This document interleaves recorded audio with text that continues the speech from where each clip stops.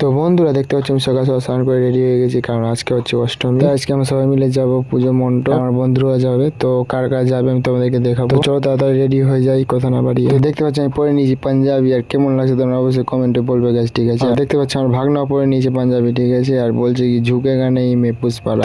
কথা না বাড়িয়ে আমি এখন এখান থেকে বেরিয়ে পড়ি, যাবো পুজো মণ্ডপ। তো দেখতে পাচ্ছি আমরা বেরিয়ে পড়েছি, আর আমার সঙ্গে যাচ্ছে আমার বন্ধুরা। দেখতে পাচ্ছি আর পিছনে আছে বাচ্চারা।